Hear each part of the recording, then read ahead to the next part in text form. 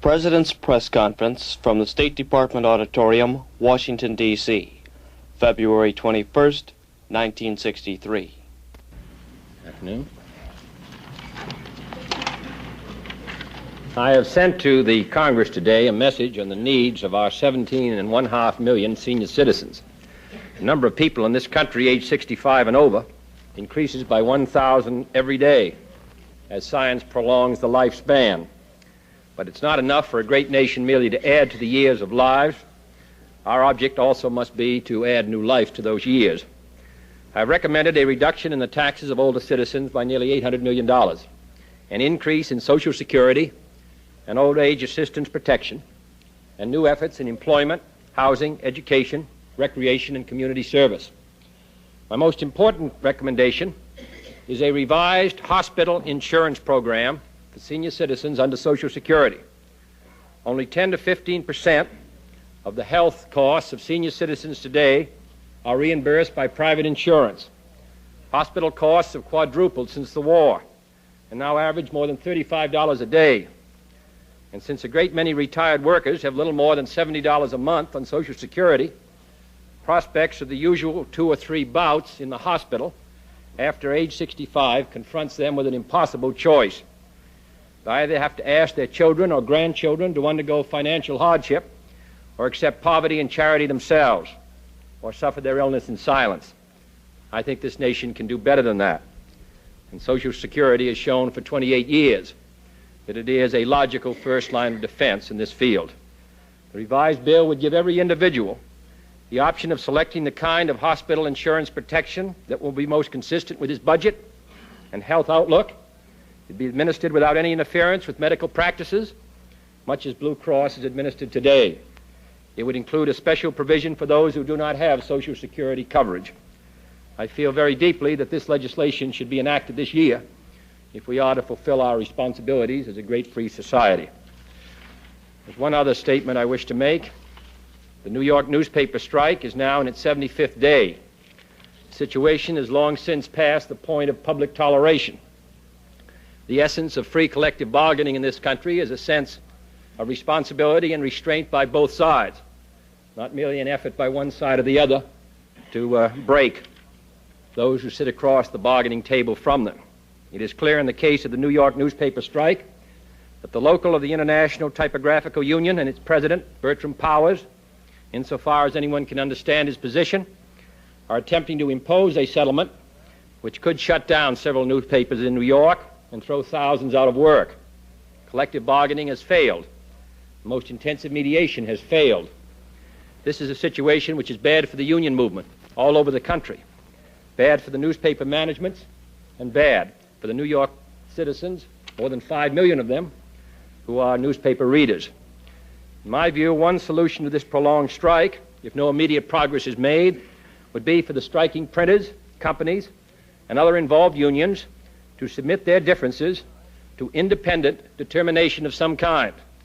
I cannot see any other alternative which at present would bring about a solution to this critical labor dispute, which has already had a vital effect on the economic life of this great city of New York.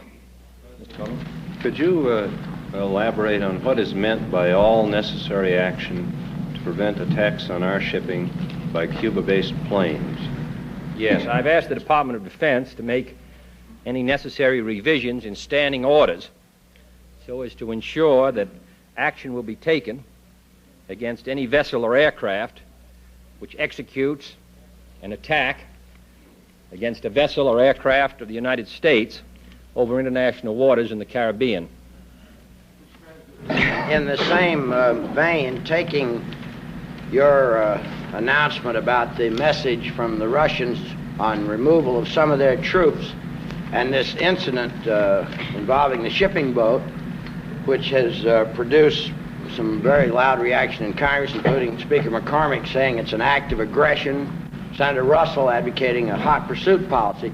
These two things together, how does it affect the net situation with Cuba? Are we better off or worse? Better off or worse than when? Yesterday? Than before the Russian message was received, or before this fishing boat incident? I don't know whether these two matters can be that clearly linked. I think that we're very interested in seeing the withdrawal of Soviet troops from Cuba, and we will be watching the progress that's made in that area over the next 3 weeks. I don't think we know the full reasons behind this attack on this vessel, whether it was a deliberate decision by the Cuban government or a decision by the pilots involved. In any case, I think we've made it very clear what our response will be, and we would hope that this response would make any future attacks such as this unlikely.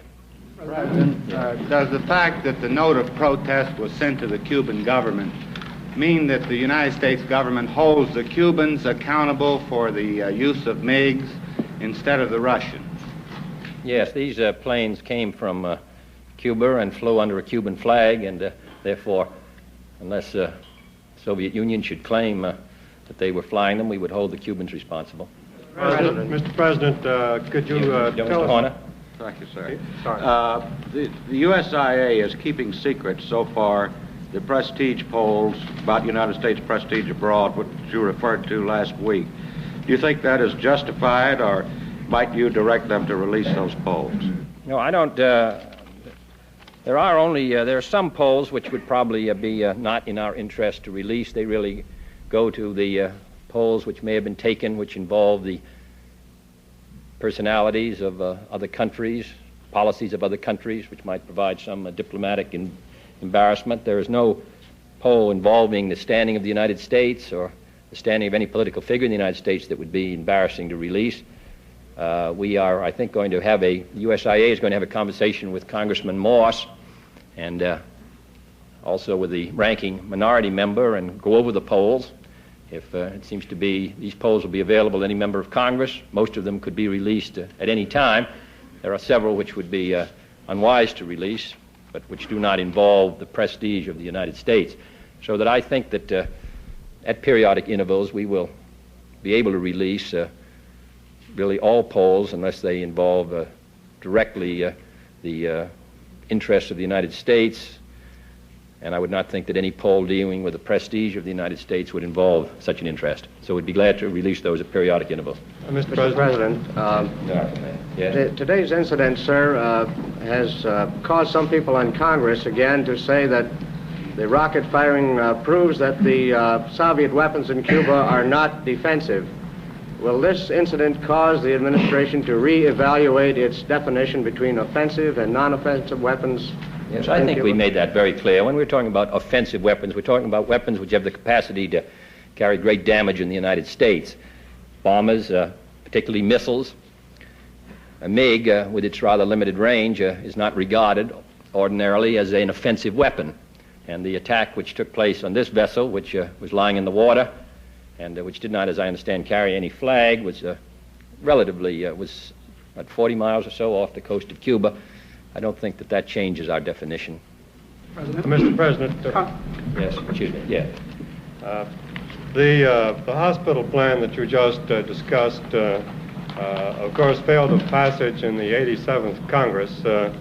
What do you think its chances of passage are in this current session of Congress, and also how willing are you to enter some sort of compromise with those Republicans who are in favor of a hospital plan to help its passage?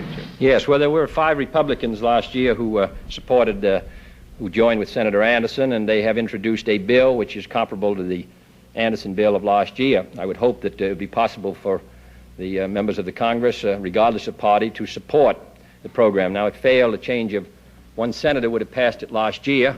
I would hope that this year it could pass the Senate. Has the problem of coming out of the Ways and Means Committee. I think it has a good chance this year, and I would hope that members on both sides would support it. I think it's a vital piece of legislation.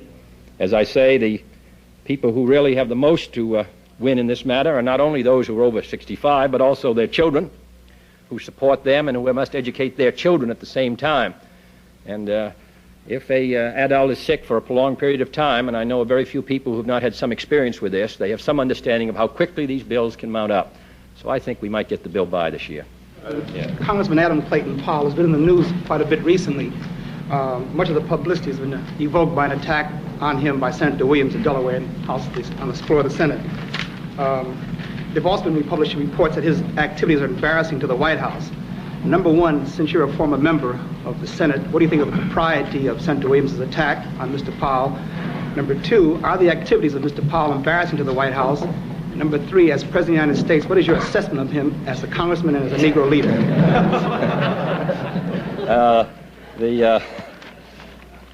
I would not comment on the dispute between Senator Williams and Congressman Powell. Congressman Powell has proved in his life that he's well able to take care of himself. And number two, I have not been embarrassed by Congressman Powell. Number three, I would not attempt to rank congressmen.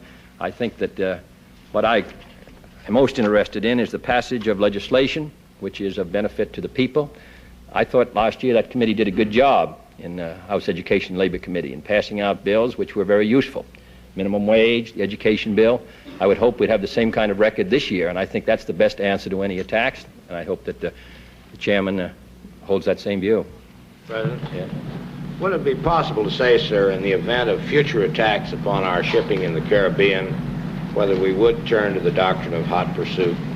I would prefer to leave our status as I've described it and to make judgments as they come along. We've made it very clear now that the United States will take action against any vessel or plane which attacks our planes or vessel. But the details of those standing engagements, I think, can wait on events. But there will be an initial response. How far the pursuit would go and all the rest is a matter which I think the Secretary of Defense, the Joint Chiefs of Staff, the Secretary of State, we all might consider as the situation develops and as we see whether today's action was an isolated incident, the result of a pilot decision, or was a deliberate decision by the Cuban government which forecasts other attacks. I would think when we've got a clearer pattern, then we could make a judgment on whether hot pursuit should be carried out to the shores of Cuba.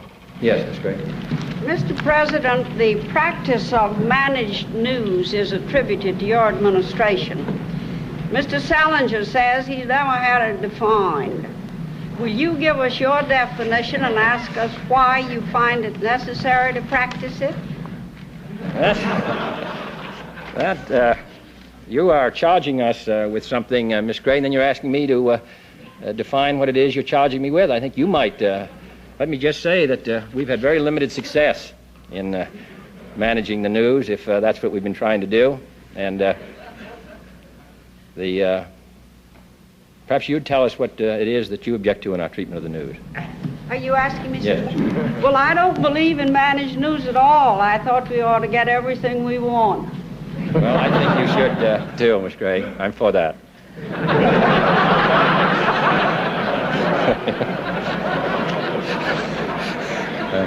Mr. President, a spokesman for the Indian government said today India will ask the United States, Britain, Australia, and Canada to provide air defenses in the event that they are attacked by Chinese communist aircraft. Would you tell us how you feel about this air support to India and under what circumstances we would give it? Yes, well, there was an original request made in November, and then the British government and the United States government have sent a mission out at the present time to explore this matter of air security with the Indian government. The mission has not completed its task or made recommendations. We are anxious to help India maintain itself against an attack, if such an attack should come again, and I think it's a matter which we ought to explore with the Indians in the next 4 or 5 weeks. India is a key area of Asia. 500 million people. It was attacked without warning after trying to follow a policy of friendship with countries on its border, and we will find ourselves, I think, severely, the balance of power in the world would be very adversely affected if India should lose its freedom. So we will be responsive to India, and when we have a clearer idea of what the challenge is and what their desires are and what our capabilities are. But we don't have that now, and we won't have it till the joint mission comes back. Yes. Mr. President, does the fact that Secretary Wirtz just a few days ago informed the AFL-CIO Executive Council that the administration would not object to a negotiated 35-hour week represent a change in policy? Well, I've only seen the newspaper report because Mr. Wirtz has been on an island in Florida, and so I haven't had a chance to talk with him. I think he made it clear that we were opposed to a change in the 40-hour week by statute. I would be very reluctant to see any change in by negotiation of the 40-hour week to 35-hour week if it was going to substantially increase the cost of the labor cost per unit of production. It was going to make it more difficult for us to compete abroad. It was going to launch an inflationary spiral of wages and prices in the United States.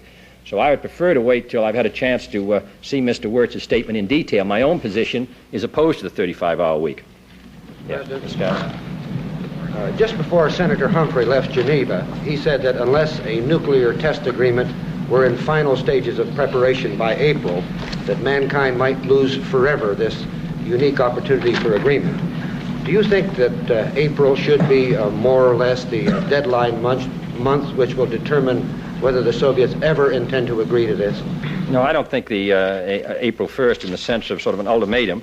I would hope that we would have a progress by April 1st, but that's 5 weeks away. There are a good many detailed matters to be settled. I would think by springtime we should know whether the Soviet Union are willing to make those arrangements which can provide for a satisfactory test, but I wouldn't put down a date and say by this date we will know finally. We've been on this business for 15 years.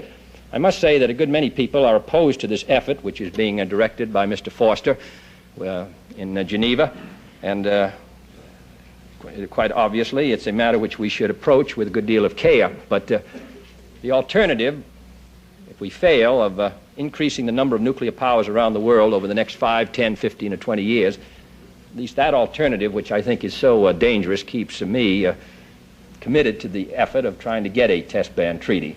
And I think it's what motivates Mr. Foster and others who have been involved in this for many months. There are, of course, critical areas which must be very carefully defined. But I think people who attack the effort should keep in mind always that the alternative is the spread of these weapons to governments which may be irresponsible or which, or by accident, may initiate a general nuclear conflagration. So we're going to keep at it, if not by April 1st, beyond April 1st. Yes. As I understand it, the New York printers are very firmly opposed to arbitration, as you suggested. Do you see the need of legislation in strikes like the New York and Cleveland strikes? I think it would be, no, I haven't suggested, I've tried to use a different phrase rather than arbitration because of the traditional position of the printers, but I did suggest against arbitration, but I did suggest a third party might be able to play a bridging role. I don't think that today we ought to consider compulsory arbitration. As I've said before, this is a matter which involves a community, a city. It's not a national issue. It doesn't affect the national health and safety. And I think the best solution is for the union to demonstrate a sense of responsibility and not merely try to carry this to its final ultimate of cracking the publishers, because if they do it, they will close down some papers and I think will hurt their employment possibilities themselves. I think the best thing now to see if we can get a third party in who can move perhaps a step beyond mediation, but still perhaps not to the final step of arbitration, which, as you say, historically they've been unwilling to accept. Yes, Mr. Wick. Mr. President, there is obviously quite a strong opposition in Congress and in some segments of the country to your tax program. Yet you've made it quite plain that you consider the economic stimulus of that program to be very important to the economic future. Well, now, in the event that the program is cut down to the point where that stimulus would not be forthcoming, what alternatives are there in preparation, and would these include a large increase in public spending?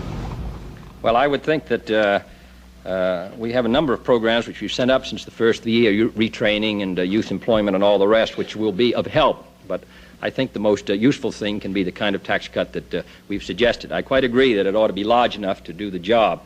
And I think that the expenditures which we're now making, plus the proposed tax cut, plus the revisions, I think will give us a stimulus to prevent the kind of downturn I talked about last week.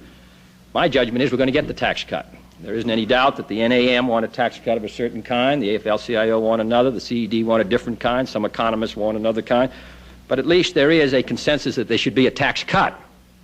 there is majority support, in my opinion, among those who are closest to the economy, who understand it the most. There should be a tax cut. What they're arguing about is who should get the cut and how it should be divided. But I think the Ways and Means Committee and the Senate Finance Committee can deal with that task.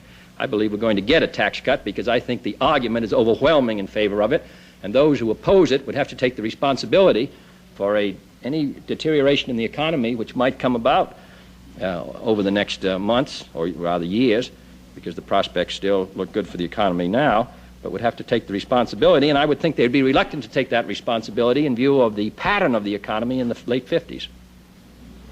President. Yeah. Mr. President, do you have any comment on our recurring difficulties with Haiti? No, but it is a very critical situation in Haiti.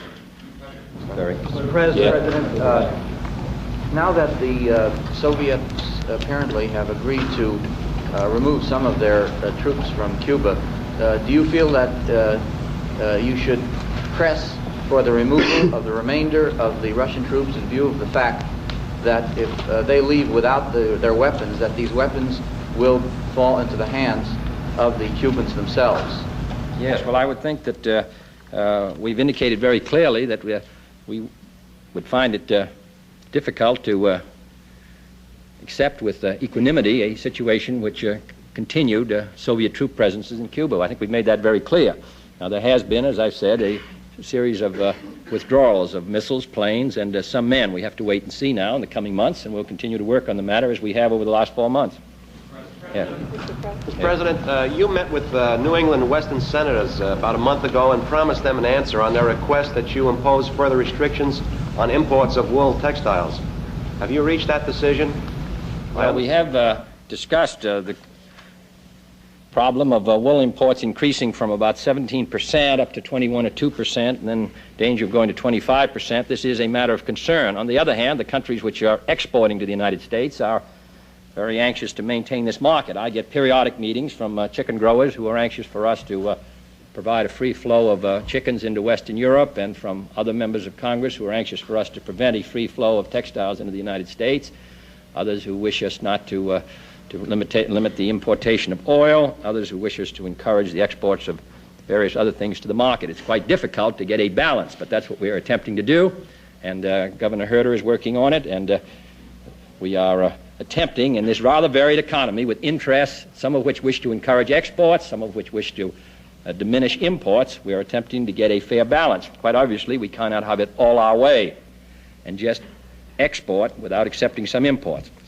Woolens, however, are a particularly sensitive problem, and this administration had conversations last year about woolens, which have made us anxious to see if we can limit. We are in touch with the various governments. It's rather a difficult time now, however, because of the British not getting into the common market has made them more sensitive about their export markets. In addition, we have some difficulties with the Japanese over cotton textiles, so that so far we have not been successful. But it is a matter which Governor Herter is talking about a good deal. Yeah. Mr. President, some French newspapers seem to be convinced that there is a quid pro quo arrangement between Washington and Moscow on removal of troops and other matters. Could you indicate what sort of diplomatic leverage this government has used to bring about the troop withdrawal? Yes, I think in November 6th, in a letter to Mr. Khrushchev, I indicated that the continued presence of troops, as well as the bombers, were a matter of great concern to us. And he wrote back, as I said before, in November, saying that in due course or in due time that he planned to remove those troops which were necessary to the defense of the offensive weapons. We have been back to him on this matter several times, most recently by Mr. Rusk and Mr. Dobrynin, and Saturday Mr. Dobrynin gave the message which has been already announced. So that we've kept at it, indicating that we believe that it creates tension in the Caribbean and also makes it more difficult for us to adjust our other problems between the Soviet Union and the United States as long as this is being used as a military base by the Soviet Union. Yeah. Mr. President, would you please give us a picture of the current economic condition of Cuba and how much of an Achilles heel it might present currently to the Castro regime? Well, I think they've had a bad economic situation. It's costing at least $1 million a day for the Soviet Union to sustain the economy. The sugar crop has not been very good. Even though the world price of sugar is up, they've had other economic difficulties. It is not, in my opinion, an ornament of the communist system. Those in Latin America who may have been attracted at the beginning by whatever elan that Mr. Castro had, I should think would be disillusioned by the economic deterioration which has taken place in the island and which is obscured to some degree by Soviet subsidies. Yeah. You indicated in answer to a previous question that you have told Mr. Khrushchev that it would be difficult to solve other problems until we have the Cuban problem settled. I wonder if you could tell us what other problems may be solved after the Cuban problem. Well, we've got a good many matters which are of concern to us. I didn't put it quite that way, but there are a good many matters involving disarmament and all the rest, matters which we're now in conversation with, and quite obviously what happens in Cuba affects our ability to work out equitable arrangements with them. We are, you can go all around the world, and the Soviet Union and the United States are in discussion or in disagreement, beginning with Laos all the way through Europe, Latin America, and other places, in space, on the ground, underground. A problem that could be settled, and if so, perhaps how? I don't know whether Berlin, an equitable solution can be worked out in Berlin. We don't know. That's a matter which has been considered, and as you know, we've had, over the past 2 years, exploratory talks to see whether serious negotiations could be undertaken, but we've never found that these talks have indicated that there was a basis for an accord about Berlin. At the present time, this question of further exploratory talks has come up, and we are now considering whether there is a satisfactory basis for negotiations. I make a distinction between the talks and negotiations, but we've not been able to reach any understanding with the Soviet Union on some of the basic principles which we believe, acceptance by them, which we believe essential for the maintenance of the viability of the city. Can you tell us how the Nassau Pact jibes with the new reports that are making the rounds now about a surface fleet of NATO nuclear weapons? And can you tell us whether there's any difference in the difficulty it might be for you to get permission from the Congress to share either the warheads or the nuclear-propelled shipping? Well, the principle of the Nassau Accord would carry whether it was a submarine or a surface ship. There are technical advantages and disadvantages to both. The surface fleet could be probably more easily multi-nation manned. It would come sooner. It would not involve a balance of payments lost for the countries which would be involved, as these ships could be built there as well as here. So that this is a matter which Mr. Merchant will be discussing with them. I mean, on the matter of getting permission from the Congress, would not the Congress have to approve American I think the Congress should approve any arrangement which is made, which is important as this, whether it's a submarine or whether it's a surface ship. In my judgment, this matter should be submitted to the Congress and to the Senate, and we would plan to do so, because regardless of any legislative limitations, I think it's an important matter which the Congress should have a chance to give its views on. Mr. President, what basis do you have, sir, for your belief that a test ban treaty would inhibit the proliferation of nuclear weapons? And if you got a test ban treaty, how would this be used in the case of France? Well, in my judgment, the major argument for the test ban treaty is the limiting effect it might have on proliferation. Quite obviously, if it did not have that effect, then the treaty would be abrogated, and any treaty would so state that either side would have the right to abrogate the treaty if proliferation resulted. Now, on the question of France, France has been recognized as a nuclear power by the Soviet Union. It would be up to the Soviet Union to make a judgment as to what action they would take on the treaty if France continued to test. This is a matter which we will have to discuss with the Soviet Union. In addition, we are concerned about other countries testing, so that we would have to, the Soviet Union, the United States, and Great Britain would have to make a judgment as to the position of France after consultation with France, and would also make a judgment as to what action we might take if other countries tested. There is no guarantee if we sign a nuclear test ban that it will end proliferation.